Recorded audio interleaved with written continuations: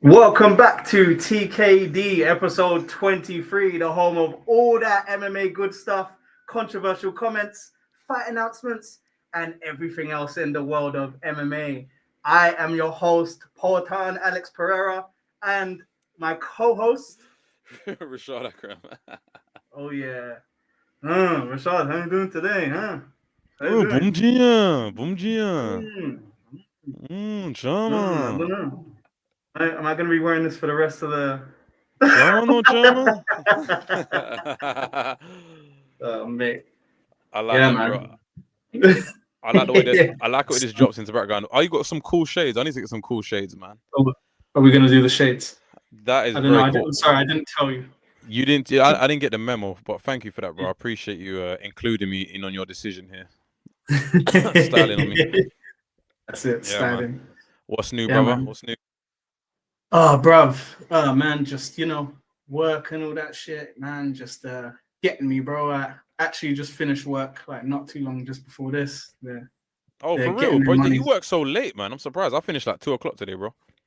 Yeah, I know, man. It's just like they want their deadlines. They want their pound of flesh Oh my from god, me. bro, that's Yeah. what it sound like. Pound of flesh, bro. Pound. I love your adjectives, bro. You always have the right adjectives for this shit, man. Oh, they just want their pound of flesh. Oh man. Mad. It's mad. Everything costs an arm and a leg these days. Like like, do you remember like when we were younger, like things, even like a coffee, like wouldn't cost that much, but you go order a coffee now and they're just like, one leg, please. I'll take one leg. Literally, man. They said so. First, we need to check your blood type. Yeah, We will need to take a sample. Then we will yeah. also need a fingernail, a strand of hair, and a leg. So we can Courtesy, clone you if we need to. so we can clone you if we need to. Yeah, Yeah, 100%. So we can actually get you to work here, and make your own coffee for you. You can make your own yeah, coffee. exactly.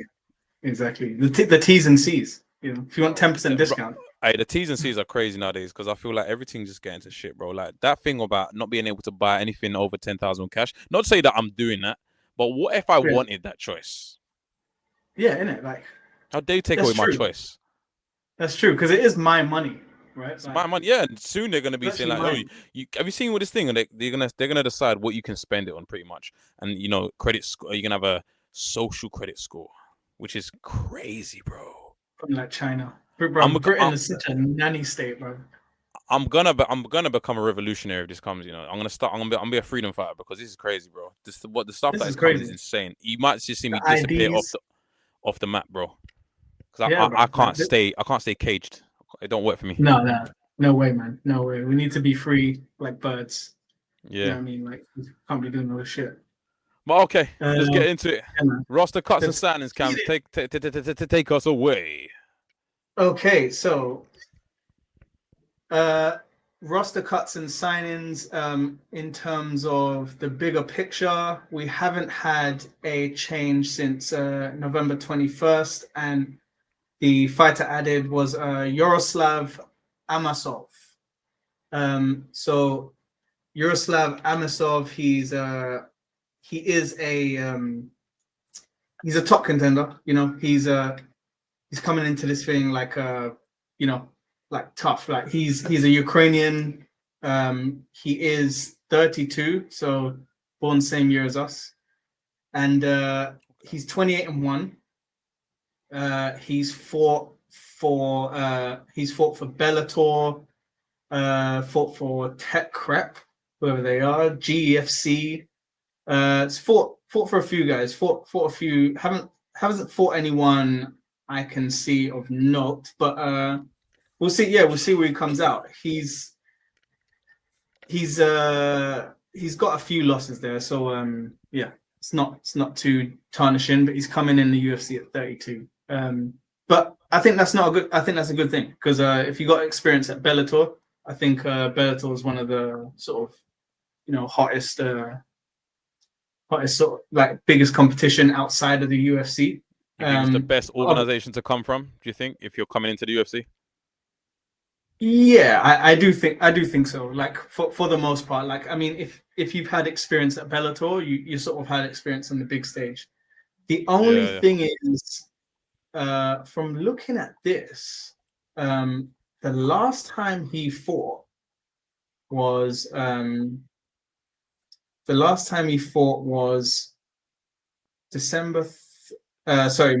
14th. So that's not bad. Yeah, but Bellator was like 2023, so that's quite some time ago. Yeah, so we'll see what happens for Yaroslav Amosov. Okay, so that's all the roster cuts and signings. Yeah, so roster change. Right, so in terms of fight announcements, people, I don't have any here. I think there might have been the one I missed a little while back, around November 7th here. I think it was, we have Almeida. Almeida's fighting again. You know, the kickboxer, well, I've forgotten his first name. Cesar Almeida, yeah, who is from where did Pereira and Adesanya come from again? What was the organization they came from? Bro, remind me. It was K1. Glory. Was it Glory? Glory, sorry. Yeah, I think Almeida's from Glory. And he's actually fought Pereira, but they will not be fighting. I think they train together now. And this is a middleweight bout against Mikhail Oleksiejczuk. That's right. That is set out for UFC Vegas 112, December 13th. We have Costa versus Charrière, who Nathaniel Wood fought before. Charrière, the Frenchman, which will be also for UFC Vegas on the 13th of December. Those are the only fight announcements that I have on hand, and that what I can see at the moment. Yeah, I'm happy. We can move straight into the news. Cue our news segment, please. Oh.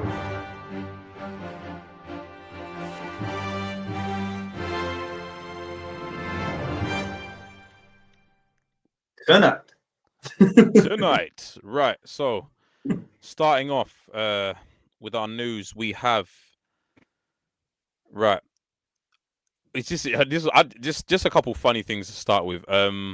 I've sent you a video on Instagram. Essentially, on the Full Send podcast, Brad challenged Islam. I think called him out to fight in it, just like a little spot. And Islam steered him towards his friend Assad. Now I want you to look at what Assad looks like, bro. Let's play the clip. Play the clip. Brad was trying to tell us that he could beat you in a street fight. If you want, we have a couple guys here. Yeah. We have Assad. He's really good in the street fight. Assad have also fight in the UFC cage. He jumped to the cage and landed couple punch on the McGregor. Before you came in here, Brad was trying to tell us that he could beat you in a street fight. Bro, Assad looks like some sort of Iranian warlord, bro. Who the hell is that, bro? Who is that? Who the hell is that? Well, I'm telling you, they got too many of these guys in the background, that are just like champion ready, but they're just the UFC just like, no, we can't have all of you, bro. Bro, it's true. Cam, what did you say before? You said, bro, you said he's just got bare top 5 contenders in his camp, bro. Yeah, every 1 in 5 men in Dagestan are top 5. Bro, I'm telling you, bro, it's just seasoned, bro. Your local walking through the supermarket will grease you up, bro. I don't know smoke. I'll tell you this now, I'll have the calmest temperament in Dagestan. I'm telling you, bro. The girls in the schoolgirls in Dagestan will make fun of you because you look like you don't have wrestling. Oh, bro, there's a video I'm meant to send you. Oh man, bro, the video is of a guy at this sort of Georgian event. Yeah, I don't know if it's like a dinner or something. Yeah, bro, the women he was speaking to all like cauliflower. I was like, what the hell, bro? A lot of them are like wrestling champions and I think I don't know. I think it's mainly wrestling champions, bro. I'm talking seasoned fighters. Like the cauliflower ear looked well marinated, bro. It's been there for a while. I'm not gonna lie. That's mad, bro. I mean, like, because for the most part, Russia is just like the best wrestling in the world. Like, 100%, bro. They're unmatched. I feel like there's more cauliflower ear in Dagestan than there is children, bro. I think there's so much cauliflower ear over there. Yeah, it's you know what I mean? Yeah. Bro, it's mad. I don't want no smoke over there, bro. Like if I'm going to the train, keep my head down. Is that a reference to Bilal? Just to Bilal? Wait, would you? Go ahead. What was the reference? Without the sex. without the sex. Bilal needs help, bro. I don't know why he said that shit, man. Up next, brother, if you scroll up, I've actually got so they asked Rampage Jackson what what they think about John Jones getting bricked up over Hasbullah, like what his opinion on it was. Good Lord. Play the clip. Right. What do you think about John Jones getting bricked up over Hasbullah?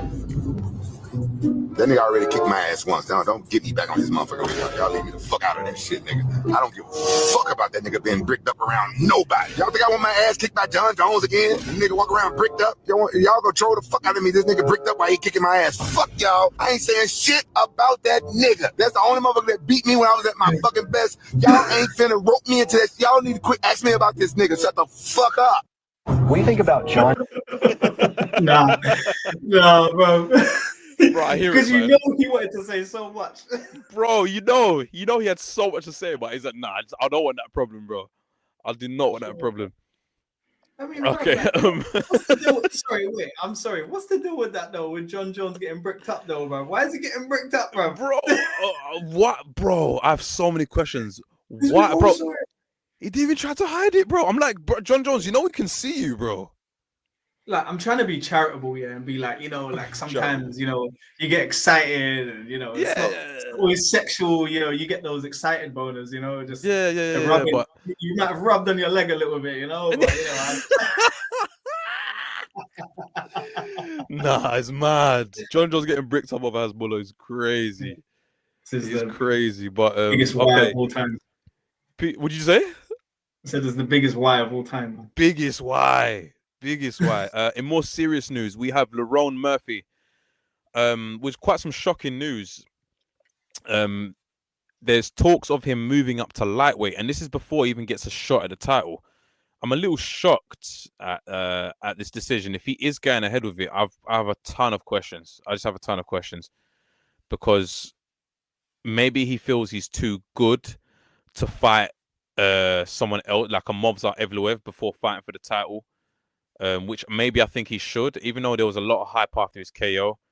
I think in light of the things that have been going on with Movsar Evloev and, you know, how long he's been shagged for that title shot, I think they should fight it out as a title eliminator, and then he fights Volk. I think that's fair to say, because I'm not a fan of people that have been waiting in line for so long and then all of a sudden someone jumps the queue when there's absolutely no reason for them. Because Movsar, I'm pretty sure is Movsar injured at the moment?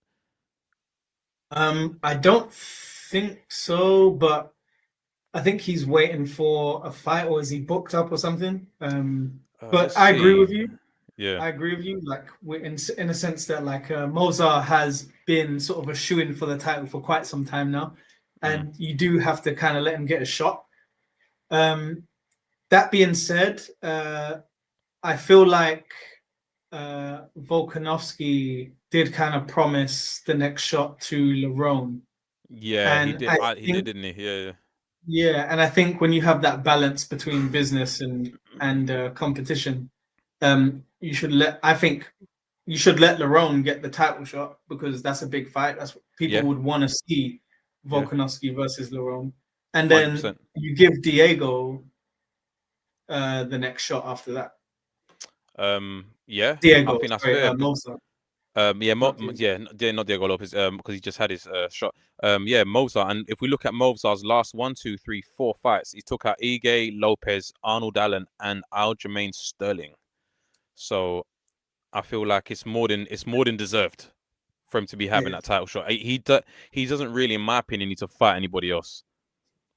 Yeah, no way. Like, and I kind of agree with what Lerone is saying, in a sense that it's stagnant. But I think that he's in one of those positions where he's had the big fights that he needs to have, and he's gone through people that he needs to go through. And I'm not gonna lie, I hope that he's not just like avoiding that next big fight, in a sense where, you know, he builds up this win streak and then he loses to someone because doesn't want to wait around for a title shot. He wants to stay active. Yeah, yeah. And it's kind of hard, you know, when you build yourself up and then you lose just shy of it. Like it happens to so many people. Man, I feel like it's what would Laron's impact be in the lightweight division, do we think? Is it worth him going up and making waves there? Because I feel like the lightweight division still has some. Do you want to bring up the bring up the rankings real quick, please, bro? Like, do you know what the thing is as well? Yeah, like I think he's I kind of think he might be a bit small. Yeah, I think he could be a little small. I'm not too sure, but then again, we do have Rafael Fiziev who is fighting in there and is taking out fresh fighters like Bahamondes, and he's managed to just stay in the rankings, hasn't he? Where's Rafael Fiziev at the moment? Yeah, are we looking at lightweight? You want to scroll down, please? Sorry, my head's in the way. Yeah, your head is in the way. Scroll down. Oh, number 9. Look, sitting at number 9. He's managed to stay in there. So I think Laron can get in there and beat him versus Fiziev would be a really good fight. Him versus Fiziev, yeah, that's true. Yeah, I'm not gonna. I feel like Laron will have a lot of problems with Fiziev. The footwork, the elite striking. BSD will be an excellent fight with Laron. See how he handles that ground game from BSD. Killers there, though, man. Like killers, bro. Like, Absolute I killers, think he's bro. good. I think he's good, yeah, but he's still. I think he could still do some work at featherweight, man. I don't know, bro. Like, I think if he goes to lightweight, he'd be surprised how stagnant it is. Lightweight is super. Like, if he's making the argument that featherweight is stagnant, like, I mean, come on. Like, look how long this has not moved for. Like, yeah, you know what I mean? We just had the big lightweight fight on the weekend, but how long's Paddy been there? How long's Justin Gaethje been there? You know, these guys have all been there for so long and not fought. Yeah, and I would say, you know, yeah, it's true because we've had Chandler. When was Chandler's last fight? When's the last time he fought? What's the date for that fight, bro? Because his last fight was against Paddy, wasn't it? Yeah. How long ago was that, bro? Should I bring it up on my phone? Is that faster? If I just take a look quickly. Michael Chandler. Live digs there on my internet. Internet. But you know what? To be fair, my computer's struggling today as well, bro. I can't even get onto you. My computer's been struggling today as well. Michael Chandler record. Here we are. Okay, last time he fought was 2025. So it is this year, April 12th. Surprised I haven't heard he's got anything else booked since. I think maybe he's gone back to the drawing board a little bit. He is on a 3-loss streak at the moment. Last win was against Tony Ferguson. Not that impressive. Great KO. Not impressive, in my opinion. Tony was already on a skid at that point. As far as I'm aware, against Michael Chandler. I think they put him on the White House card. Yeah, oh yes, Mr. All-American. Yeah, I think that'd be a great decision to get him on the White House card. For sure. But yeah, in terms of the lightweight division, I feel like Laron could make some way. It depends on what Laron's approach is, man, because a lot of these fighters are not going to let you fight safe. Do you know what I mean? It's what we saw happen with Paratis and Leon Edwards. Leon Edwards tried, his usual in the shell, very tidy striking, and Paratis just opened you up, man. You just open him up, man. You know what I mean? Yeah, it's true. So, and you know what it is, yeah, it's hard to say. Sorry, go on. No, it's hard to say. Go on. Yeah, it's hard to say, but I even think like Paddy might beat Laron Murphy. I think Paddy could beat Laron Murphy. Like, I think Paddy could get it to the ground because you know what we're not giving Paddy credit for. He's strong, man. The dude is really strong, and he's big as well. Yeah, he's actually quite he's a big flipping lightweight, man. He's a big flipping lightweight. When you see how much weight he cuts, and then when he comes down to fight, I'm like flipping out. His back looks massive. His shoulders. Yeah, like his whole abdomen looks massive. Yeah, his abdomen looks. He looks not massive, like a skinny man. guy. He's not a skinny guy at all. He's not at all, man. Not at all, bro. He's cutting from so much. He's cutting so much weight to get down here. So I reckon fight night, he's probably weighing at least 78 kilos, bro. He looks fucking huge, bro. 78 to 80. He's piling that back on, man. Let's see. Yeah. Right. Okay. Sorry. The other news, we got a bit carried away there. Other news I have, we'll go back to John Jones again. I've just sent you something new before we go into the other segments. If you go back onto the takedown DMs, please, Cam. I just want you to pull up this video. Now, people, there has been a video that's just come out over the last day or two, and it is a video of Khamzat Chimaev taking down John Jones. It's caused quite a stir. Let's play the clip. Джон Джонс и Хамзат Чимаев сейчас сошлись рукопашные. Кто кого? Кто кого? О, Джон повержен. Машаллах. Убежал Джон. No! Hey. No video. Yeah. That was funny. 5,000. Right, a couple things I just want to talk. Okay, so first thing, That's so funny. Bro, yeah. If anyone wants to know where they are, John Jones is currently in Chechnya, so he's in Khamzat's home region. That's in Russia, Chechnya, which borders with Dagestan.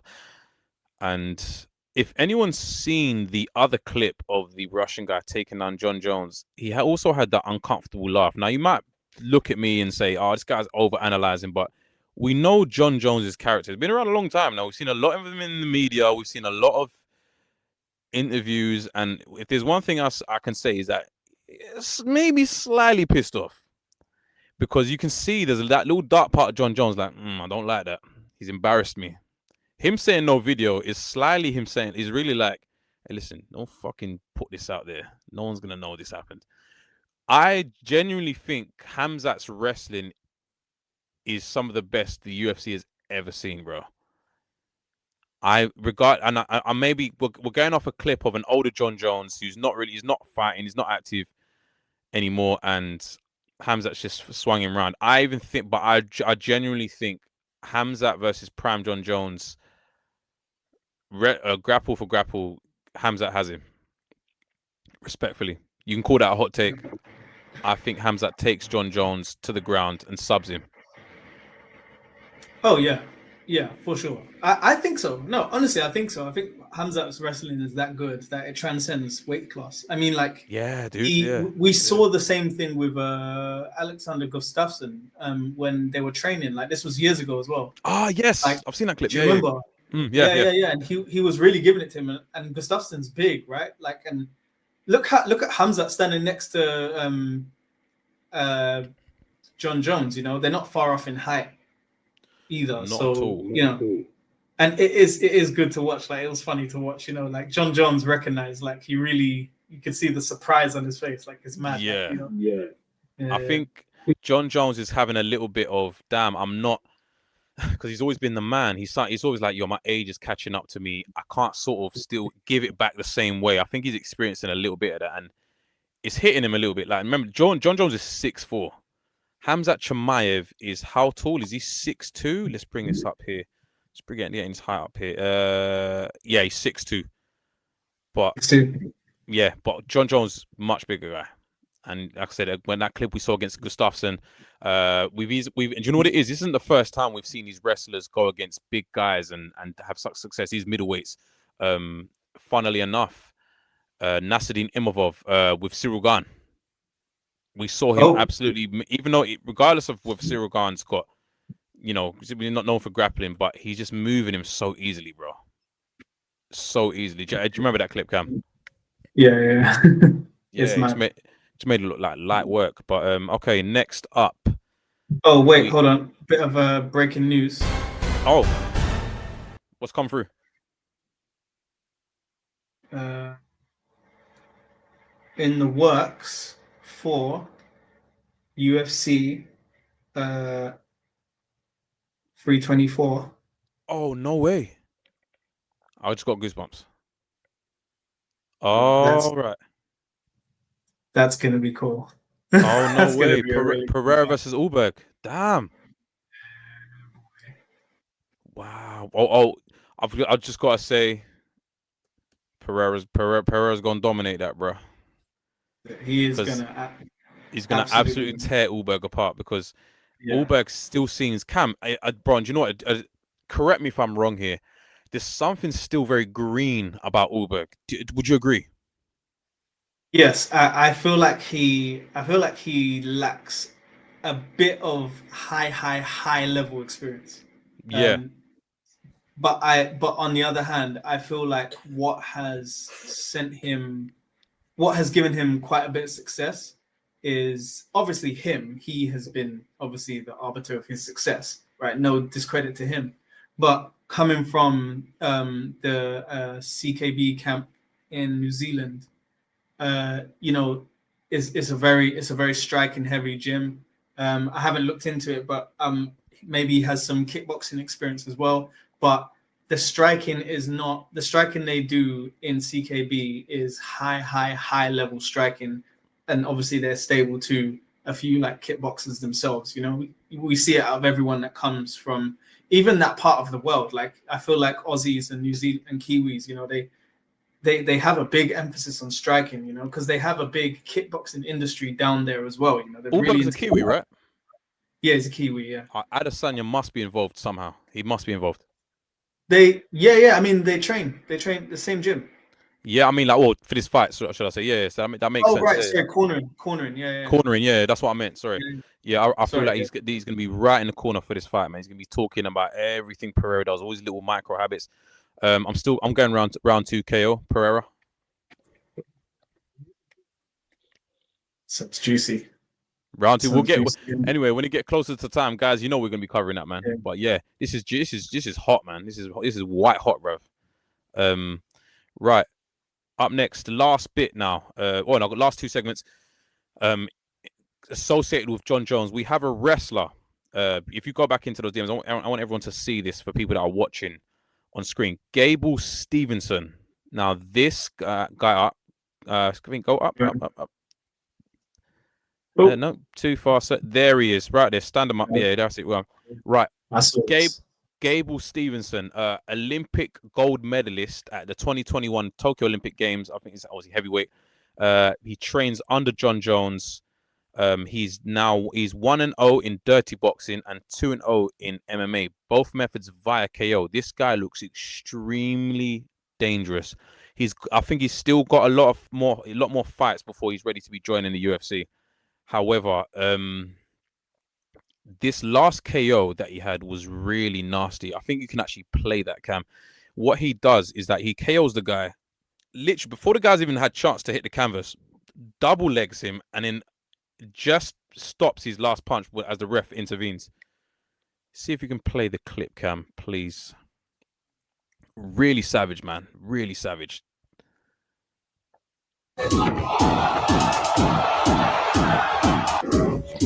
Insane. Bro, it's mad, isn't it?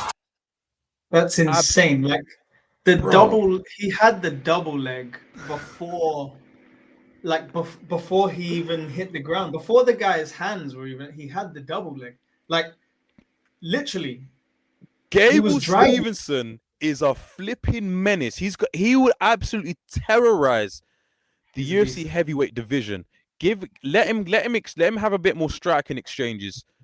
Learn that game more, because obviously as an Olympic gold medalist, there's nothing really more to add there. Maybe a couple of adjustments for MMA in terms of his wrestling, but if he's got John Jones behind him, this is why I'm aware is that he's got John Jones endorsing him and maybe under his tutelage. There's such a man. Errol Hawani's been promoting him for since the beginning, since he came out of the Olympics. I remember this guy. He wanted to do the whole WWE thing and all that stuff. And, bro, he is killing it. He will be something good. How tall is he? Because 25 as well. 25 years old. Yeah, somehow I feel like he doesn't do heavyweight in the UFC. I reckon he'll do it. You think so?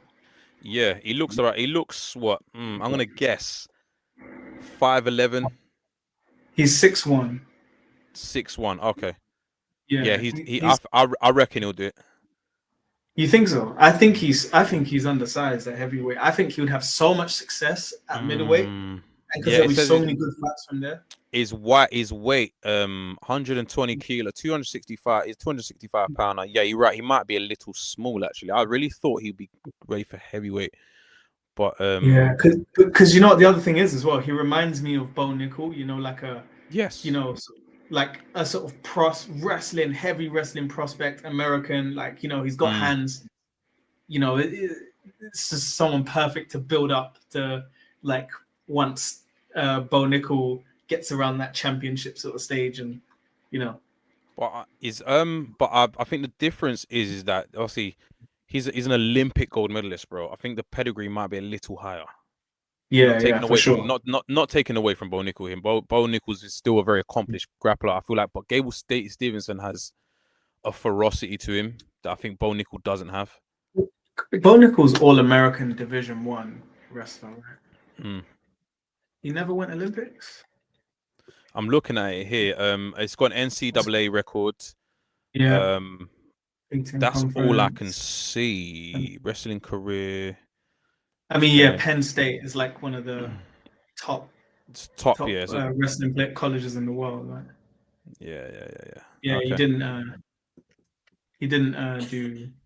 Oh, he did the US Open. But yeah, okay. if you've taken it to the national stage where you've got nations like, obviously I'm not sure who was wrestling at that time when Gable Stevenson was wrestling, but I could only assume you got nations like Iran, very very good in wrestling, Georgia, Russia. You know, you're going on a national stage, bro. Yeah. Killer countries for wrestling, bro.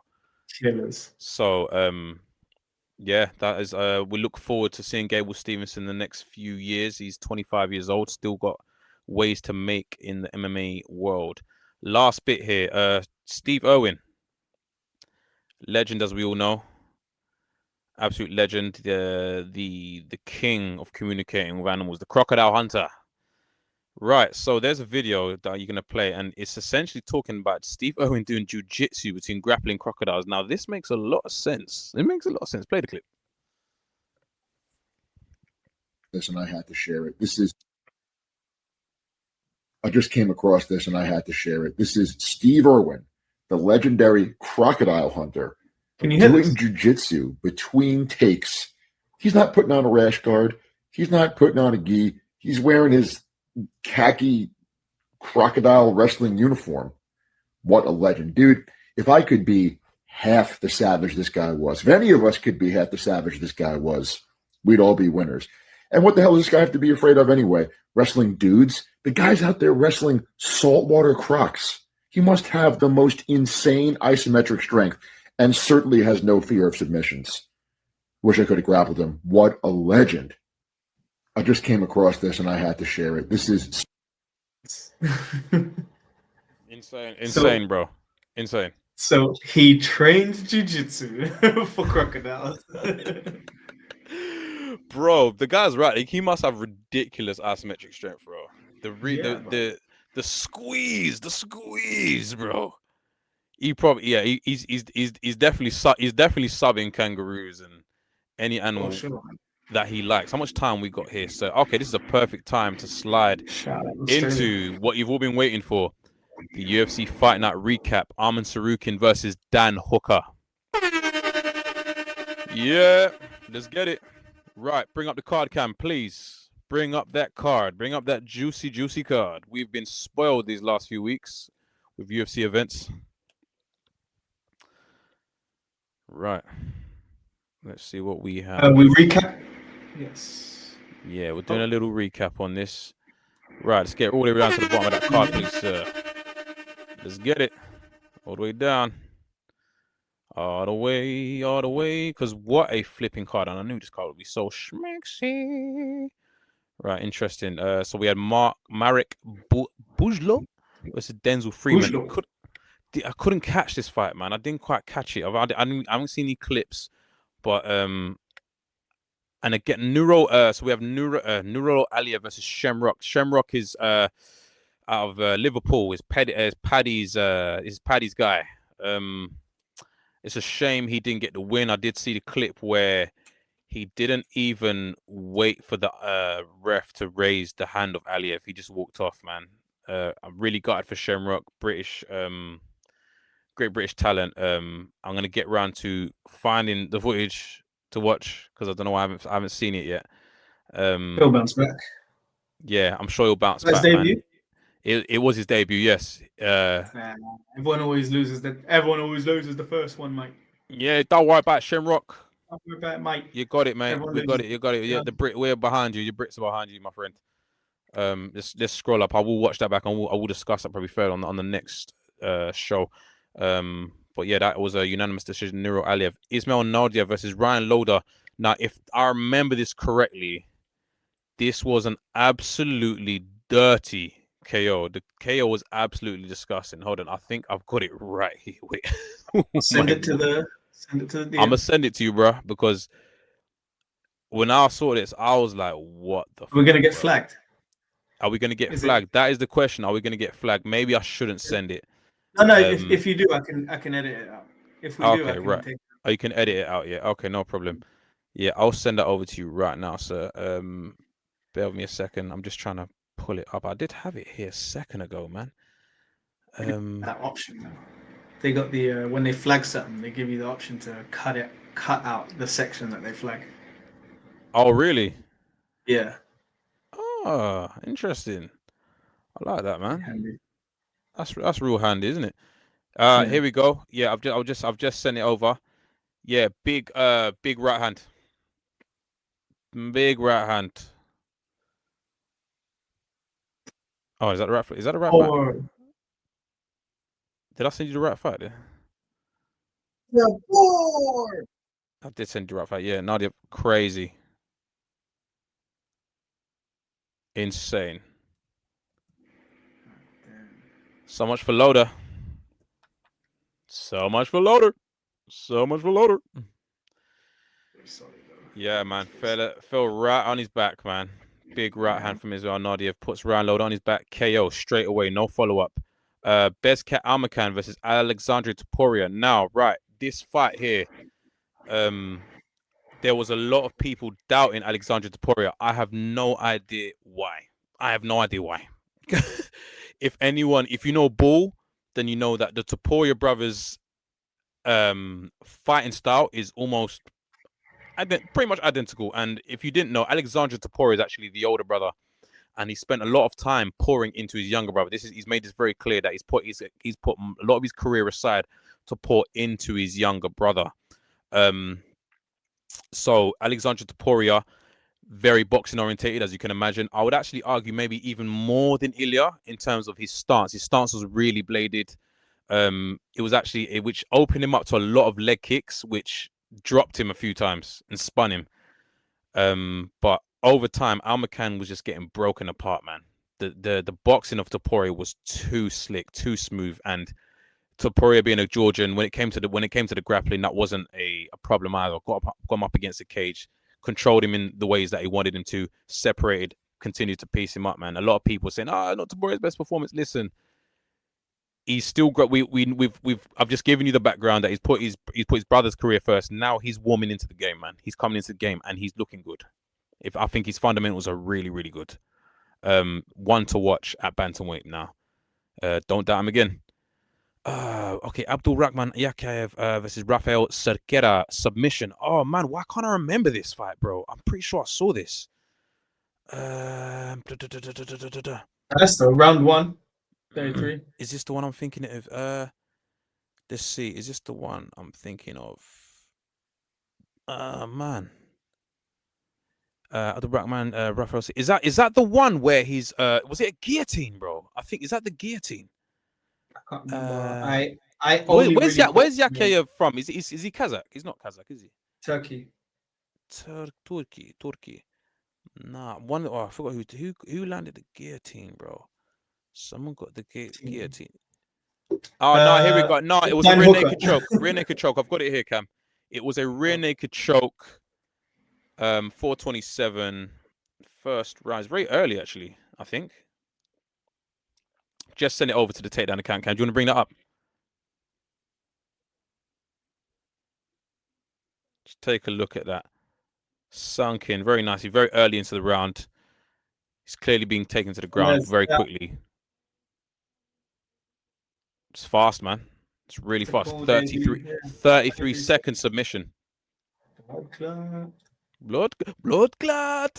Blood jummer clot. Right. Yeah. Okay. Shout out Abdul Rahman Yakhayev. Yeah. Tamam. This was it. So, and then we have Alex Perez versus Almabayev. Almabayev was the guillotine. Almabayev was the guillotine. I actually have that for you here, sir. Almabayev with the guillotine. Yeah, Alex Perez.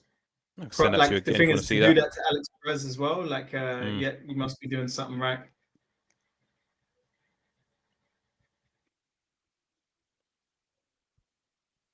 These are matchmakers, bro. They're just like going to any country with a stand, and they're just I'm like, telling you, bro. There were so many finishes on this card, man. It's absolutely unreal.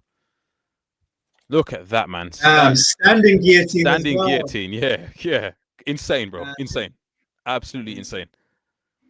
Nice. Right. Up next, Nicholas Dowie versus Saigid Isakmayev. I didn't quite catch this one, man. I'm sorry, people. I wasn't there. I know I'm not doing my job properly tonight. I was out during the day, so I didn't get to watch the prelims properly. But that was Nicholas Dowie versus Saigid Isakmayev was a split decision from what we have here. Went all the way to the third round. Now, Bogdan Grad versus Luke Riley. I did catch this one. Now, this was Luke Riley's debut. Again, at Paddy's camp. Liverpudlian. Now, Luke Riley had quite a difficult first round versus Bogdan Grad. From what I remember, he had a hard time with Bogdan's grappling, and it almost made it. I almost made me think that okay, I don't know how he's going to get through the second after that first round. Got taken to the ground, managed to make it back to the feet. Then going into the second round, this is very early into the second round, caught Bogdan with a sweet, obviously a 1-2, then a hook. But even then, once Bogdan dropped down to the canvas, I thought he was out, still fighting. Luke Riley followed him down. Bogdan tried to cinch up a quick armbar. Luke freed up his arm and continued to ground and pound until he was out. Absolutely fantastic win for the Liverpudlian. Luke Riley, all props to you, man. What an amazing debut. It's a shame Shamrock couldn't get the same result, but it's a win for the camp. You know, it's a great, and he stays undefeated. Well done, Luke Riley, man. Up next. Right. Oh, wow, man. Oh, man. Okay. Oh, man. Oh, man. How? So, Kyoji Horiguchi returns. Returns. Like Jesus, he came. Unlike Jesus, he came back. Right. Like, brother. So, I don't know. Do you know the story? Do you know the lore behind Horiguchi? No. So all I remember is had the title shot against Dimitri Johnson. Was it UFC 186? Dimitri Johnson. So you know, it's seeing all these stans. I'm doing the wrong name. Demetrius Johnson, DJ. I think it was UFC 186. I could be wrong. Someone correct me. Just was that 2015? Anyway, long story short, DJ just mixed him up with great combinations going into grappling, and just quite frankly outclassed Horiguchi. Horiguchi did try his best, and it always felt that at points they had a similar style. But Cam, you want to take that? That's as far as I know on the recent. Any further lore?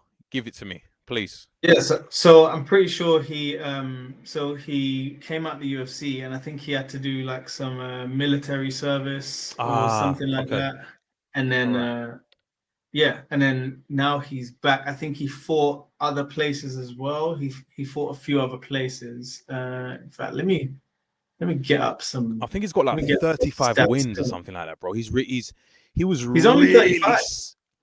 Huh? He's only 35. Bro, with 35 wins, bro, he's really seasoned, bro. Like for him fighting Tagir had a fucking mountain to climb, bro. No pun intended. So he was supposed to fight in June against Ulanbekov.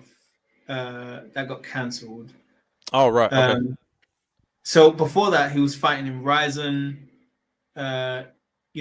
picked up some wins there. He fought Bellator.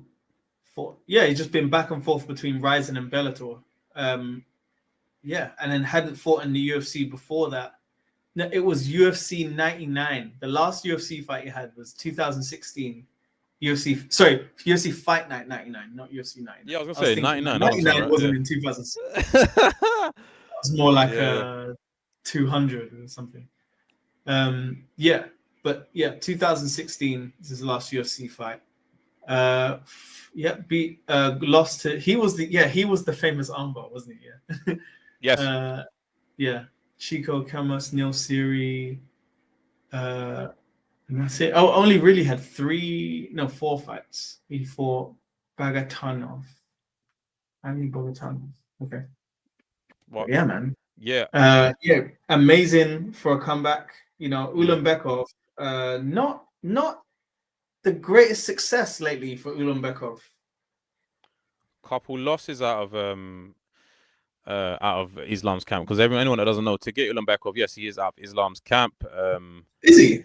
Yeah, he is. Yeah, he was. He was the one that wasn't, like one of those guys. I know. There's always one that you think that they aren't, but this one, on this occasion, he is. You'll see. You saw a bit of the build up and some of the footage on the UFC page. You had Islam with him backstage, and I think Islam was cornering him that day as well during the fight. Kyoji just looked too fast, too slick, too seasoned, man. Took him to ground. Pretty much did what he wanted with him, man. You know what I mean? Oblique kicked him.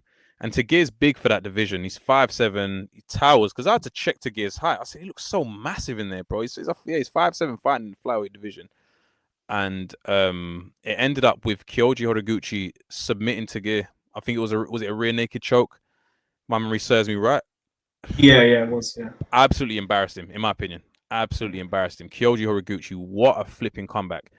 I reckon he is going to be a real threat against Pantoja. This is probably the biggest threat for Pantoja in the flyweight division before Joshua Van.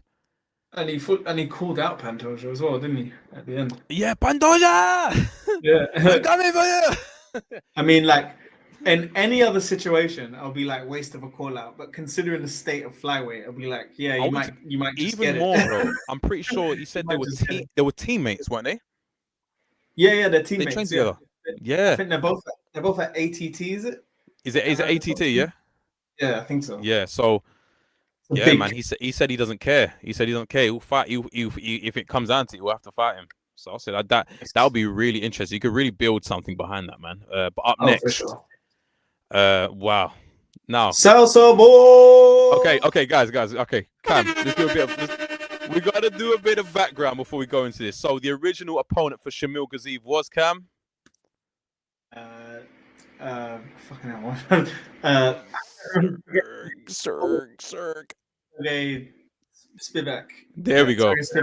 Sergey Spivak. Obviously, he by the words are escaping me now.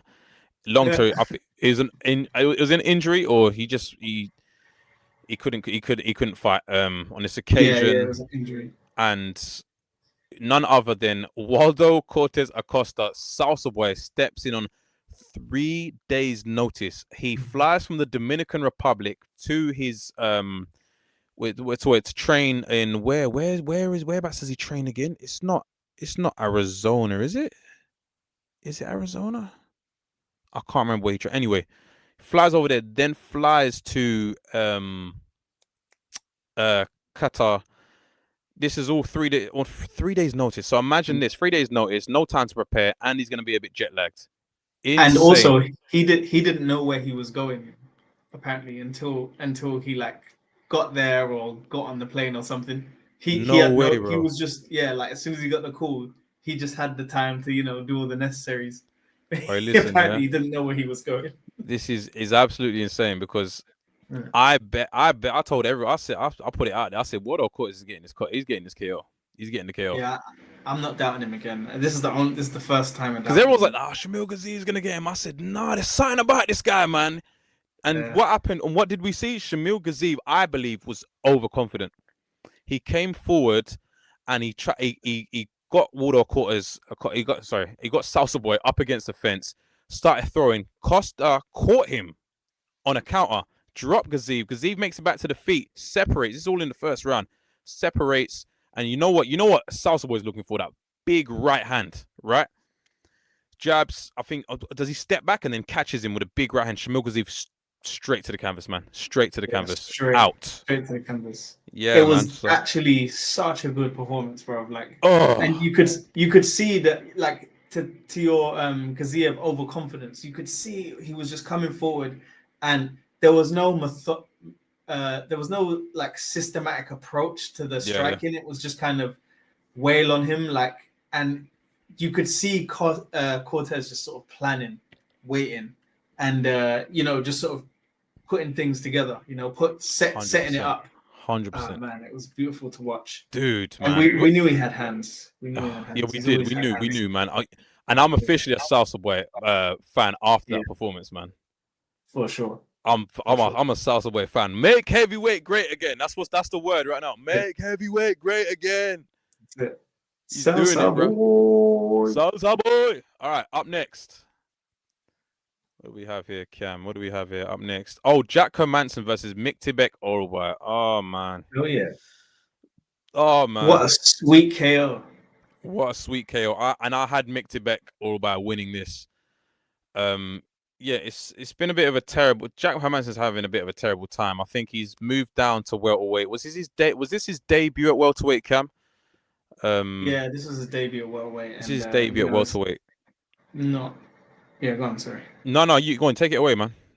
Yeah, it's just like it was like I said in the picks episode, he's this probably it's never kind of works out the best when you have sort of an aging heavier weight guy come down to the lower division. It never really, historically, it's never worked out. And it's not just that this is like a 10-pound difference. This is a 15-pound difference. So, he probably weighed more than the 185 limit to get down to the 170 limit. I think Mick Tibek Orlby did sick. Like, the KO was actually, did you see it? It like barely touched. It like, he sort of threw the right, straight right. And then it's like Jack Hermanson was he slipping it? If I remember properly, he was trying to slip it and then he slips it. But the punch catches him right on the back, wasn't it? No. So do you know this has been stressing me out this whole flipping week, bro. There's all these angles, yeah. That there's this one angle that everyone keeps showing, yeah. And I'm like, I know how it looks from that angle, but I've literally got another angle on my phone from that night. I literally videoed it on the night. And literally it hits him flush right. Oh, pardon me, drop my headphones. 1 second. Sorry, guys, got a bit excited there. Yeah, listen, it hits him flush right on the ear and then sort of skims off. Yeah. The majority of the impact was right on the ear, bro. Like, I'm talking about in the inside. Obviously, you get it in your ear, equilibrium gone, yeah? And it's that bone, you know that bone right behind your ear? It was here, bro. Do you know what it was? It was here, look, it was here. He hit him here, right here, bro. Right in the middle of the ear.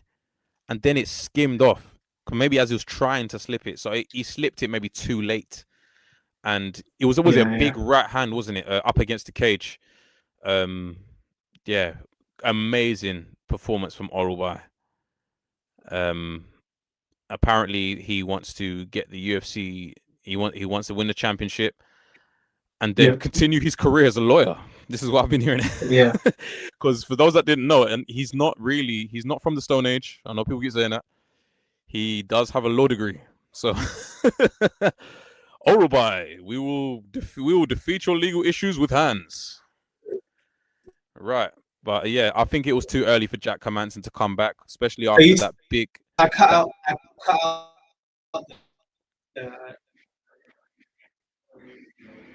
Yeah, especially after that big knockout from RoboCop, man.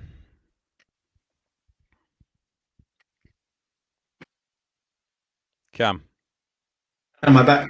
You are back, sir. I'm back. Yeah, okay, sorry, cool. Sorry, bro. I was cut out for a while. Yeah, I was just saying that you made a good point to me before that it was maybe a bit too early for him to, or maybe not too early, but it's difficult to come back after such a devastating KO from RoboCop. We all saw that that him get knocked straight down to the canvas on his back and then get a nasty follow-up from Gregory Rodriguez. Pardon me. What, Do you remember that? What are we talking about here? Sorry, I cut out. We're talking about Jack Hermansson.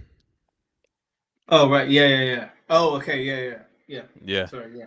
Right, okay. Volkan Ozdemir versus Alonzo Menifield. I knew Ozdemir was taking this, bro. Like I had no doubts. I had no doubts, bro. No doubts. Cam, what were your thoughts on this?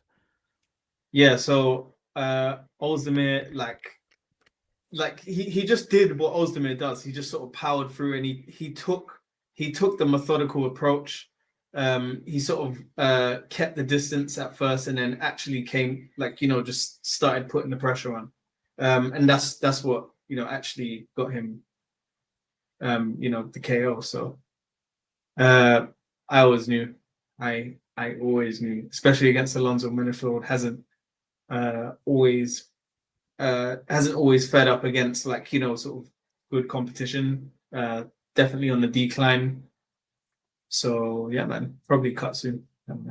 Yeah. Volkan Ozdemir, well done. Walked Alonzo Menifield down and just comboed him up against the cage, almost video game style. Comboed him until he got the finish, which was hilarious. Yeah. He said, "Nah, you're not coming out of here. You're going down. You're going down, bro." But up next, bro, what do we have? It was next. Oh, it was the co-main, right? Ian Gary versus Bilal Muhammad. I'd just like to say I'm officially an Ian Gary fan now. Oh, fact, I'm gonna go follow Ian Gary right now. I'm gonna go follow him right flipping now. I'm not even playing, my boy. I'm gonna go and follow him right now, because I'll tell you this now. Ian Gary is such a flipping smart fighter, man. He's such a smart fighter. I just feel like he just does everything right, man. From the early, okay, so we did have some questionable eye pokes. Like, why is Bilal's putting his eye in people's fingers again. I don't know why he keeps doing that. Bilal, stop putting your eye in people's fingers. Yeah, in the words of Cameron, stop putting your eye in people's fingers. But and it happened twice. Yeah, Ian, he got such great distance management, man. He used those oblique kicks to wear down on Bilal's legs. I think even the calf kicks, I think he was landing a few as well. Used the jab, grappled well. Yeah, man, he did. It was an outstanding performance, in my opinion. And it's funny because it seemed close at first, but as the fight progressed, it just became more and more clear. Cam? And I think he said it on Errol Hawani earlier. He didn't win. I don't know if he got a record or he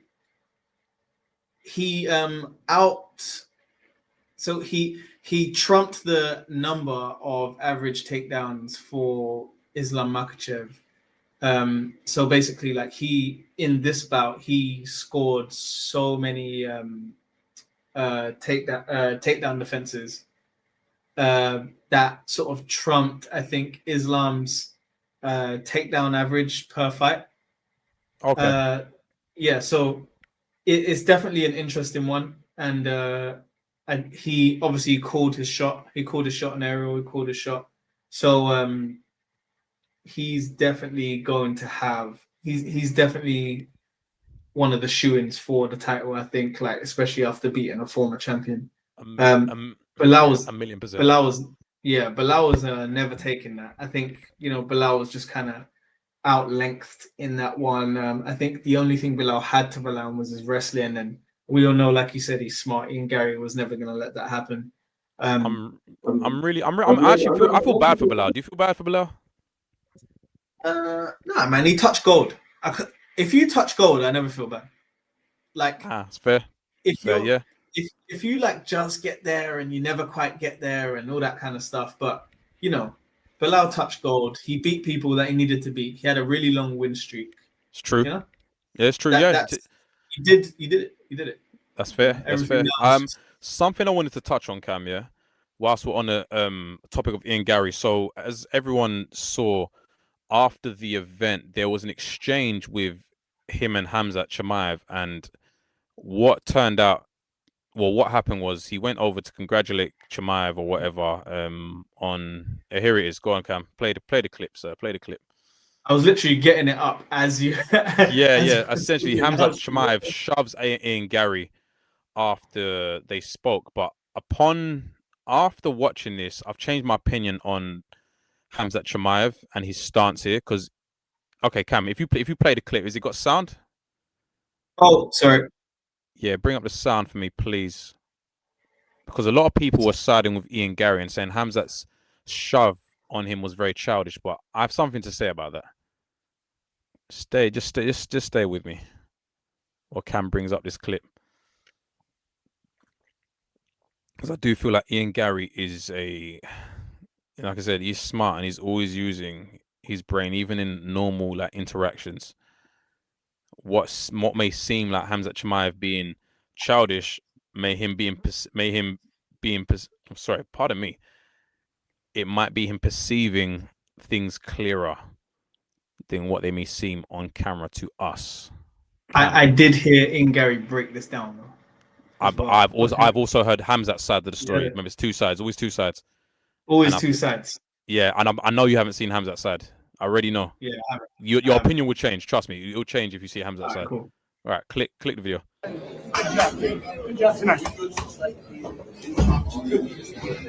Ready to go?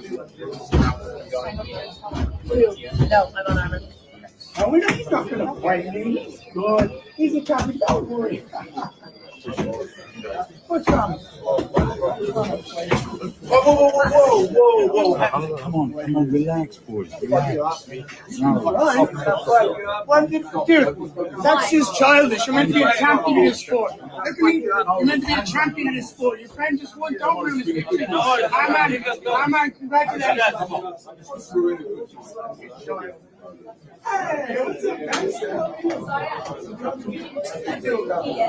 Right, okay, Cam. So what I want you to do is childish. I want you to mute that clip here, and I want you to watch it again. And I'm just gonna point something out to you because I posted this video on our TikTok, and one of our followers pointed something out to me that I didn't see. So play the clip. I already saw a few things as well. Yeah, mute it, please. Left hand. You see that left hand on Hamzat's shoulder, yeah, that he placed. It was a squeeze. It was almost like a temperature check. And see how Hamzat sort of just pads him away because he's thinking about it and he's thinking to himself, I'm not sure if I like that. And then he's checking Ian Gary's energy after, and he's thinking, nah, this guy's tried to check me in some sort of way. He squeezed his shoulder, and this is what Ian Gary does. He comes over all friendly, acting like everything's all cool, but what he's doing, he's sizing you up. And Hamzat, you know, he's not on that bullshit. He clearly saw through it, and he said to himself, no, I'm not having that.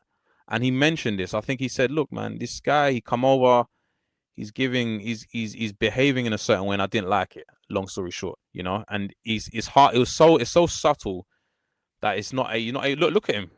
Ian Gary's a slick fucker, man. He's a slick fucker. he interacts with people how he fights, man. But I think so. Cam, does your stance change on this interaction now? I genuinely think Hamzat's reaction is justified, knowing how men are with each other. I never even had a stance. No, I didn't think one person was wrong or right either way. Okay. All I did was I heard because I only saw this clip, and then I heard Ian Gary's take on what happened. So in my mind, it was just more sort of detail on what happened. But yeah, I see your breakdown. I see because Ian Gary is kind of like that, isn't it? Like he's always it's always part of the fight, right? Like it's always it's no days off sort of thing, you know? Yeah, literally. Right now we're not talking because we're friends. We're talking because we wanna cook something or something like that. You know what I mean? But then again, it might not even be what I'm saying. You know, like maybe it was just a misunderstanding or whatever.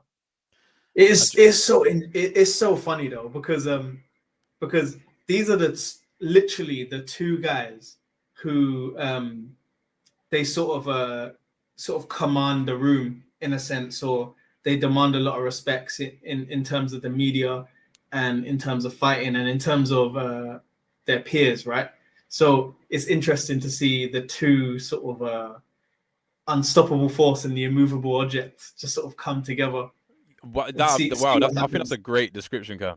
Yeah, so that's actually a great It's really description of cool. what this is. Yeah, because it really is like they're both like, apart from maybe Ian Gary's loss from who did he lose to again?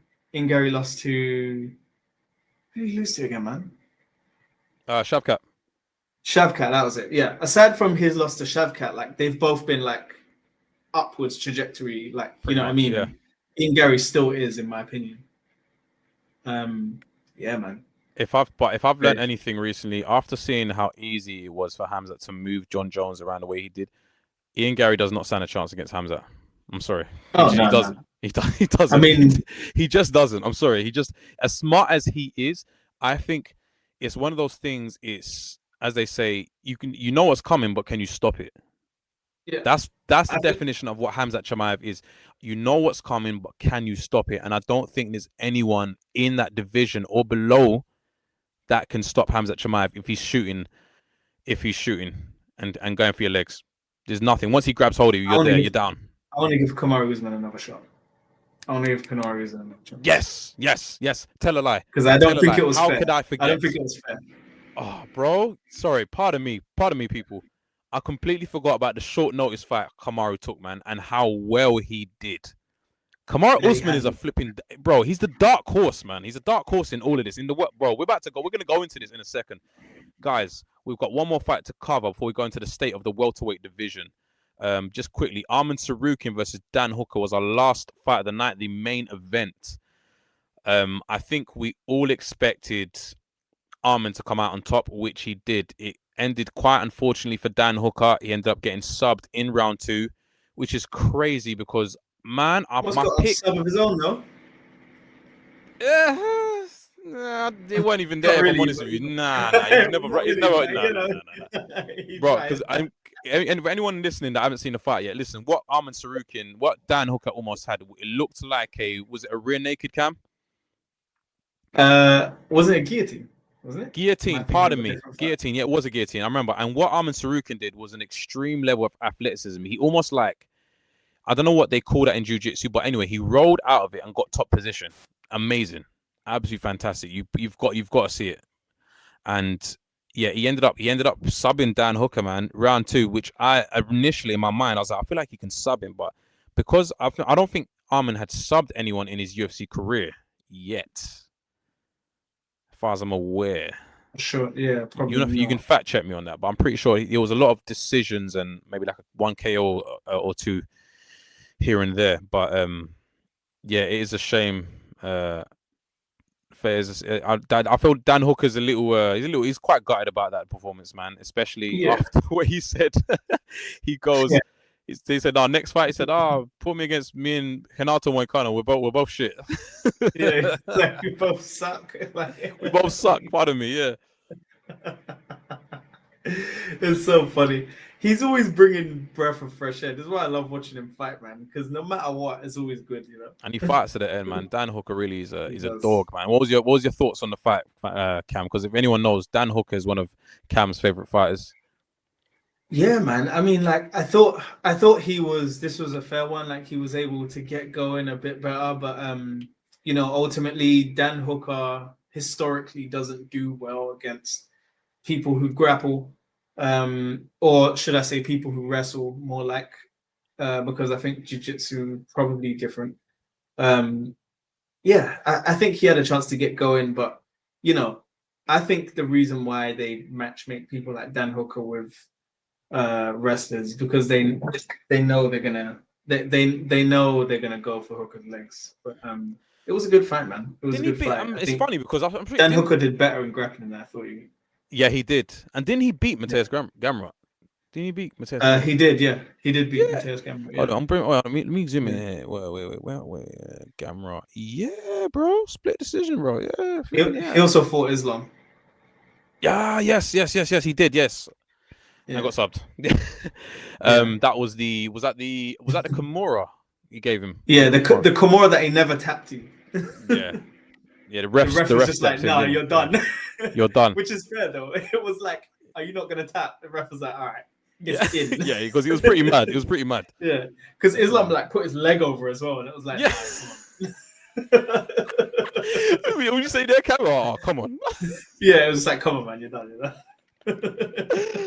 Oh, Dan Hooker, what an animal, man! What a flipping animal, bro. Yeah. So I enjoyed that fight, man. Really good, really great card. Really great card. Very gritty card. I just want to bring us. So we're done with our little recap here. I really want to move on to something that's really burning everybody's brain. Me and Cam went into a real tangent about it the other day, and this happens sometimes before the podcast. Me and Cam will have a little catch up, and sometimes we have to stop ourselves and be like, listen, this is podcast talk, okay? We need to stop ourselves right now.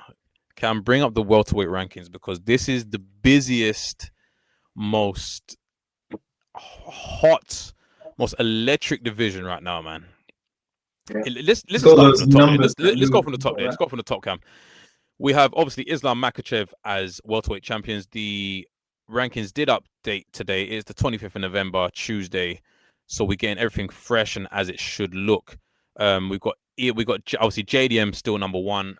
We've got Ian Machado Garrett number 2, Shavkat number 3, Michael Morales at number 4, and number 5 Bilal Muhammad Carlos Paratis at number 6.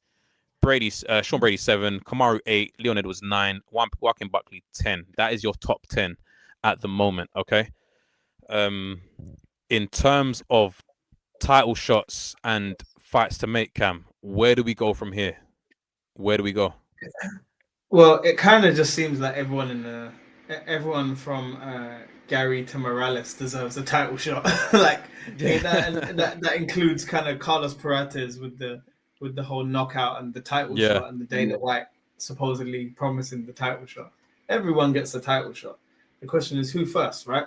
I think Shavkat is one of those fucking Evloev situations where he's kind of been there for a while and kind of proved himself, but now he's kind of sitting out for a long time, and now it's a thing where does he have to prove himself again or not, right? So it's the state of the welterweight division is very spicy right now, but it's in danger of deadlock. It's in danger of becoming what the lightweight division has become, which is like, you know, from the insertion of someone who is really famous who was in the division, everyone who fights that person scratches a little bit of fame off, and then every single person in that division becomes like a really well-known, like absolute killer.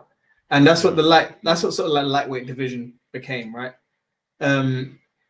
It's also like, you know, sort of reflective of society. You know, the average man is around, you know, gonna fit into the lightweight category.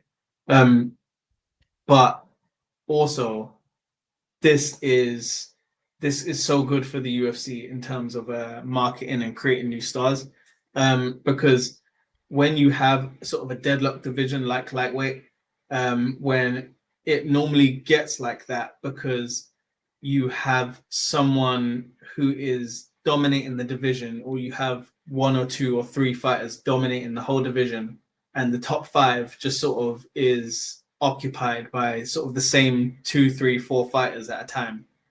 And it sort of stops a lot of the people from below from progressing, and then it kind of halts the production of new stars, right? But then this is a really good point. Yeah. And then when you get to welterweight, we're seeing this now because we haven't had a champion that's been dominant since Kamaru Usman. Kamaru Usman was dominant for a long time, and most of the fights he fought were rematches. You know, a lot of the fights he fought during his championship was flipping Masvidal and Covington. So the welterweight was in deadlock for a long time, and it's the main reason why, you know, Leon Edwards couldn't get a look in, because he was faced with a lot of deadlock issues, and Colby Covington is the next star and all that bullshit, and COVID, you know, so it was a lot of deadlock issues. Then when Leon breaks the chain, defeats Kamaru Usman, all of a sudden the division opens up because he does hold that belt for a while without fighting. I think almost a year. But he fights people. He fights the best of the best, and then he loses. Right, 2 defenses, and then we get someone else. We get who was it after Leon Edwards? Bilal at 304 took Bilal, that belt, right? Yeah. So Bilal. Oh yeah, we were there, weren't we? Yeah, so, we were literally there, but it's hard. I know it's hard for you to remember because it was early hours of the morning. I remember looking at Cam whilst we're in the arena, and Cam was just like bloody this. Sleeping. Cam was slumped, bro, and I was like, "Yo, Cam, it's still on, man. Come wake up." And he was like, "Oh, bro, all right, cool." Yeah. So so as Bilal Muhammad has sort of taken that, now it's broken the chain again. And we all the thing is about the Leon Edwardses and the Muhammads and the Jack Della Maddalenas is they don't have this aura of invincibility about them because they haven't proven to be that. And they aren't that because you can see it, right? Like the people that have that are, your Islams and your John Joneses and, Israel had it for a while. And it's just this aura of invincibility that just and it just literally everyone that gets to them loses and then has to fight someone else in that top 2, top 3 range, and they might even win and stop new people from progressing upwards. Yeah. And this is always the case. You're going to see it now because Islam's champion. You're going to see it. There's going to be an insane deadlock. But right now, everyone is white hot in welterweight. And then Islam's just going to either beat them all or he's going to beat 4 of them. And then we're going to do a fallout again. Yeah, I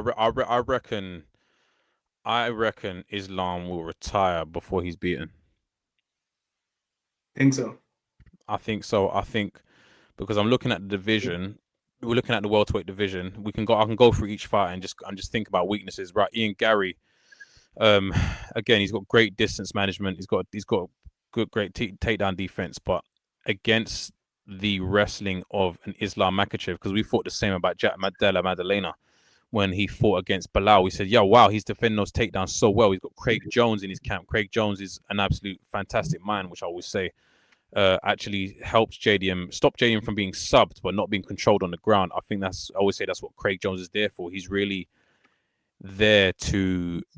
It's almost like at this point submission prevention. Ian Gary doesn't have Craig Jones in his camp. Who does he have in his camp to try and prevent that happening? I don't know, but I feel like Islam will be extremely dominant on the ground. Ian Gary's got longer limbs, which may aid him on the ground, However, the strength and the squeeze of Islam, I reckon he'd be able to get Gary down and submit him if in later rounds, not earlier on, because Ian Gary's going to I think he'll have a solid game plan. Shavkat Rakhmonov, I haven't seen him since December last year, and that was against Ian Gary, I think, wasn't it? Remind me of how that fight went, Cam. Do you remember how that fight went? Was it close? I have to get Ian Gary and Shavkat. Yeah, and Ian Gary and Shavkat. It wasn't close. Ian Gary was trying to hang in there, but Shavkat was ultimately getting the better of him, and I think he subbed him, didn't he? I thought it went to decision, bro. Didn't it go to decision? I actually can't remember how it ended, but I know now. I would definitely remember if Ian Gary got finished. I can't remember. He got finished, I remember Shavkat actually really just on him. Unanimous, bro. I'm sure it was just unanimous Shavkat. Yeah, it's unanimous. Yeah, unanimous. Yeah. Pantoja Asakura. Yeah. Okay. Right, yeah. I feel like Shavkat's got the best shot at the moment. If we get back to the rankings, please. So Shavkat, probably best chance at taking Islam, giving Islam a challenge. Michael Morales, right. Michael Morales, massive, absolutely massive welterweight. I would love to know what he weighs in on the day of the actual fight when he rehydrates, because he looks huge, bro. And I think he's only like 6 foot. He looks so much bigger than guys that are taller than him. I don't know how to explain it. He just looks so swollen up. His problem is going to be grappling, 100%. I think, again, regardless of size, Islam can get him down and do what he likes. Michael Morales is going to have to really have a solid takedown defense to be going up against an Islam Makhachev, and I don't think he has the time because of how high ranked he is now. I think him being that high ranked is not going to work in his favor moving forward, because he might end up getting that title shot quicker than he thinks. You know. Yeah, that's true. We've got Bilal Muhammad just coming off loss. He won't see gold again. I don't see him seeing gold again. With all those killers in there, Shavkat, Michael Morales, Gary, who just beat him, Carlos Paratis. And Carlos Paratis is one of the best strikers we've got in the division, along with guys like Ilia Topuria at the moment. You know, he's just showing exemplary striking. I think the fight to make at the moment, the fights to make would be Carlos Paratis versus Michael Morales as a title eliminator, just to shrink down that queue. Shavkat needs to get the next title shot when he comes back. I think if they don't give it to him straight away, I think Shavkat said he's okay to fight someone again. If they do make him fight someone else, well, he's beating Gary already, so I would assume it would be, Kamaru Usman. Is that something that he'd have to do? He'd have to fight down. There's no one else for him to fight. Yeah, I mean, crazier things have happened. I mean, if you're gonna fight down, Kamaru Usman's not a bad. And he's one to fight he's not really a step name, down. Isn't it? He's not really a step down, in my opinion. Not really. It's not a step down. Not really a step down. Nah. So it's just a number, isn't it? Just a number, I think, for Kamaru Usman. Out of all these fighters on this, that's just a number. Kamaru Usman should be ranked a little higher. Sean Brady just got a devastating knockout by Michael Morales. I've got nothing really to say on him at the moment. Kamaru Usman is in talks. He wants to have a title shot next. I think what he needs to do is actually beat one of the top contenders. Then we can be talking about whether he's getting that title shot, because obviously he does have a name. He was a very dominant champion. I think if you put Carlos Pratis versus Kamaru Usman, yes, that'll be Pratis. Yeah, that will get Carlos Pratis a bit more up, and it makes more sense in terms of where they're at in the rankings. And I guess it might not want it might stop you from killing prospects off too early, like Michael Morales. You want to sort of keep him in there, don't you? Yeah. Keep the division moving. Joaquin. So we got Leon Edwards there. Morales versus Carlos, though. That might be. I listen. If it's on at like 3 a.m. and it's like just a normal fight night, just know I'm watching it, bro. Because no one usually fight that's at 3 a.m. I can't do it, bro. I'm flipping. My eyes gonna be red watching that fight, bro. I don't care if I have like a flipping flight that day, bro. I'm watching that shit. I don't care. That's an insane fight to make. I would prefer to see Michael Morales versus Carlos Paratis, and then perhaps we can make Kamaru Usman versus who would he fight then? I don't know. I feel like Kamaru can only fight upwards. I don't want to see a quadrilogy against Leon Edwards. We've had enough. We've had enough of that, right?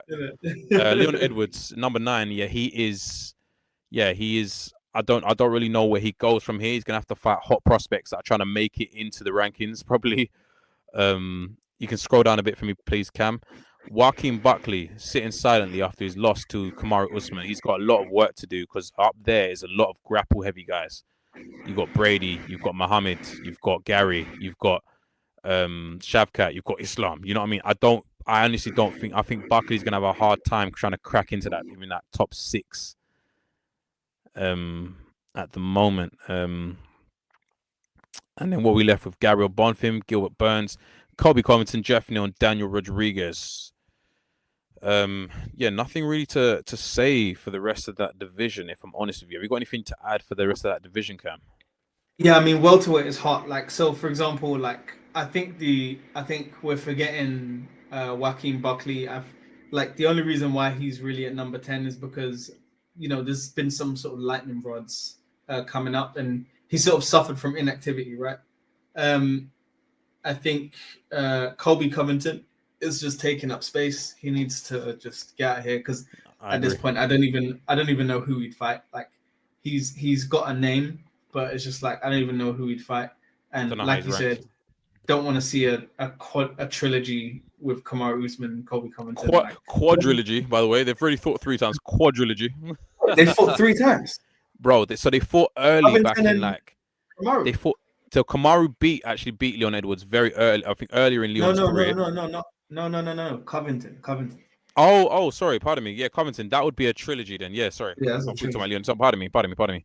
Yeah, so All that'd good, be man. so yeah, we don't want to see a trilogy with Kamaru Nah. Usman, and we don't want to see a sequel with him and Leon Edwards. No thanks. I'll pass. Just want to see how many rematches Kamaru Usman's actually had. 'Cause What it's with been quite... he's had 3 with Leon Edwards. He's had 2 with what's his name? Masvidal, I think. Then he's had 2 with what's his name? Covington. Correct me if I'm wrong on these. Colby, Jorge twice. Gilbert, Jorge, Colby. It's just... And if you scroll down, like... look, go down. If you go all the way down, very early in his career, who's that with? Oh yeah, Leon I saw Edwards. that. Yeah, There we go. that was that's the 30% fight. That's the one who's like, I'm only using 30%. 30%. Dana hated that. Dana was like, this fucking asshole, like using why, like using 30%. The fight was so boring. Well, why didn't you use 100? Stupid, man. Like that fight was dead, bro. Yeah, that's why no one remembers it, man. Yeah. And do you know what was really cool? Actually, this era was like so good because that was like Tyron was killing it, man. Tyron Woodley, bro, he was an absolute monster then, bro. Monster, bro. And it was like when Kamaru came in, it was like, oh, who's this? This Kamaru that might actually do it, you know? Yeah, in it, like Kamaru come in with the Nigerian face paint. I was like, hey, come on, I might actually do it. Kamaru was bad. Cringe.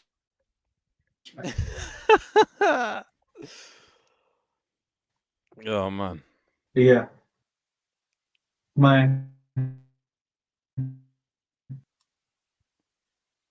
Sorry, Cam, you're just breaking up a little bit for a sec there, bro. I'm back. You're back now. You're back. Nice. Yeah. We back. With your dial-up internet connection, bro. That's it. I think we can do, if you like, through the ranks real quick. We get into our little game segment. Yes, mate. Let's do it. It's been a while since you've done through the ranks, and you've had a chance to look at the rankings, sir. So it's that time again, people. I think we missed it the last few episodes, but we're back to through the ranks. Through the ranks. Through the ranks. Cameron's lighting up because he needs it. He gonna need it for this one. I think we're gonna do a 5-rounder today. Five rounder. Yeah, we're gonna 5-rounder. We're gonna do championship. We're gonna see if we get through them championship rounds, bro. Okay. For anyone listening, this game is called Through the Ranks. Cameron has 20 seconds to guess where the fighter that I've named, this can be in any division, that where they are ranked currently. Cameron has 1 handicap to use. Well, actually, do you know what? Because it's a 5-rounder, on this occasion, he'll have 2 handicaps to use. And how this handicaps works, if he says high or lower, and then he gives me the number, I have to tell him whereabouts it is. For example, if he says 6, if he says, is it higher than 6, then I have to say yes, meaning it's between 1 and 6. If I say lower than 6, then it has to be between 6 and it has to be from 7 to 15. So if it's lower, 6 is not included. If it's higher, 6 is included. Yeah. Okay. Right. Cameron, can you remember that? Yeah. No. Higher. 6. I'll draw for it. If you said to me, yeah. I'll pause the clock when you say it just to help you. Yeah. Right. So we're gonna start with the first round here. We discussed his move to lightweight earlier. Okay.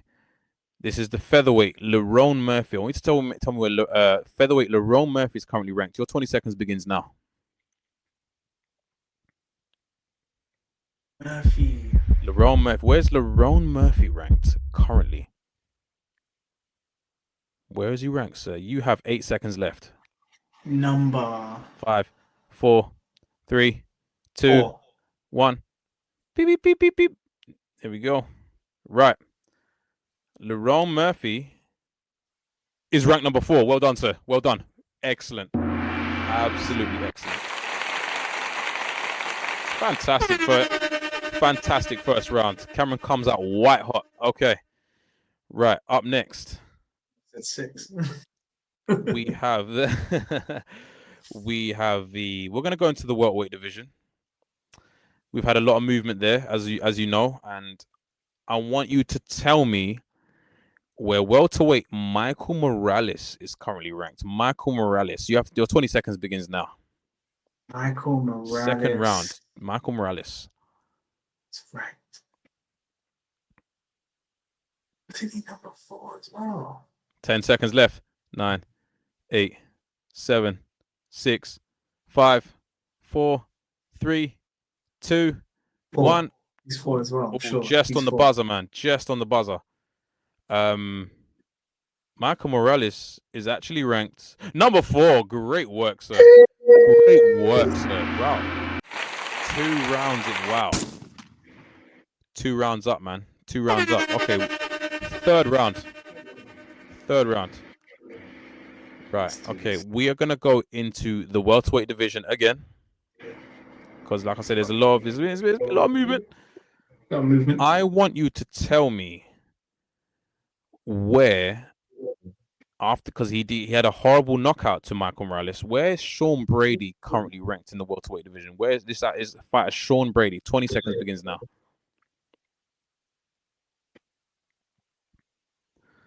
Come on, Cam, think. Dig deep.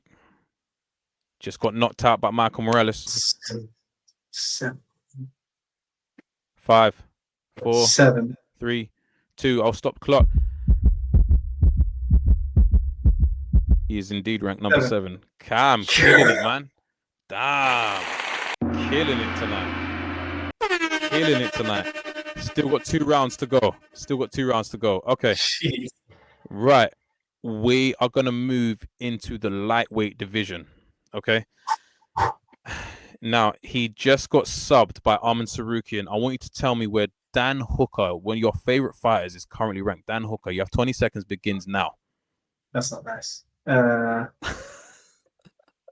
You still got higher or lower to use. You've got 2 of them. Higher or lower than 5. Okay, I'm going to pause the clock. Higher or lower than 5. He is lower than 5.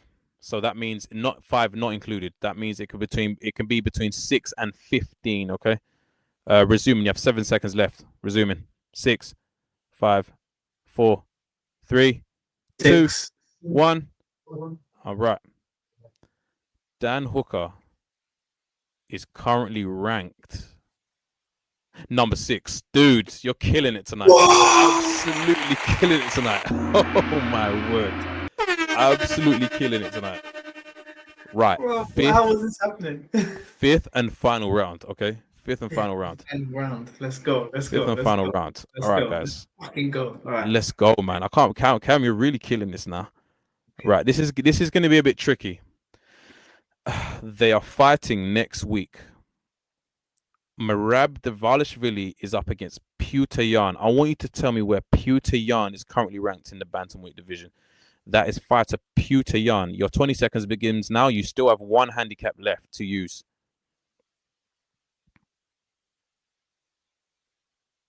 Higher or lower? Okay, I'm pausing the clock. It's on 10 seconds. Higher or lower than 4. He is higher. That means it's between 4 and 1. Resuming now. 10 seconds. 9. He could be 4. 8, 7, 6, 5. Is that your final answer? 4?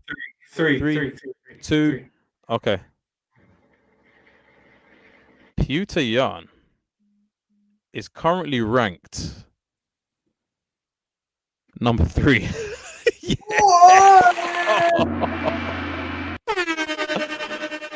Wow, man. Wow, man. What you absolute body bag. Absolute body bag. Killed it. 5. What? Done a 5-rounder. I can't believe you did it, bro. After all the madness. After all the madness, bro. After all the other times where you were struggling to get through the rounds, bro, you finally become champion. How's it feel? Oh, shit. You got the belt. I just want to thank the fans, you know. Jesus Christ. Man, well done, man. Honestly, that was you were a killer. Absolute. Cameron had a really good camp, it seems like. Healthy, no injuries. Cam, we just want to know what's up next for you. Who else do you want in this division? Who are you taking on next? What division? Is there a specific division that you want to be tested on next? What's next time? I want the pound for pound list. Ooh. I want it now. And the pound for pound list. That's difficult. All right then. Okay, we that's what we're gonna do next. We're gonna do a pound for pound edition on Through the Ranks. Yeah. That's it, dude. That's it, man. I'm calling it out. Dana, make it happen. Make it happen. But that's all we got time for, people. I hope you've enjoyed today's episode. I think there's plenty to bite into. It's been a ride as always. Cam, pretty good. How did you find today? And, yeah, man, enjoyed it. There was a lot to get through, and I just can't wait for all the juiciness left to come. And yeah, man. Guys, it's been TKD 23. You can find me at Jets Takedown on Instagram. You can find Cam at Takedown on Instagram and TikTok. And you could catch me and TikTok now. Yeah, and TikTok. Oh, and he's on YouTube. Yeah, type Takedown UK to find us on YouTube, and Takedown UK to find us on TikTok, and Takedown.uk on Instagram. Guys, it's been a pleasure. Thank you as always for tuning in. Peace out. See you later. Peace out, people. See you next week. Peace.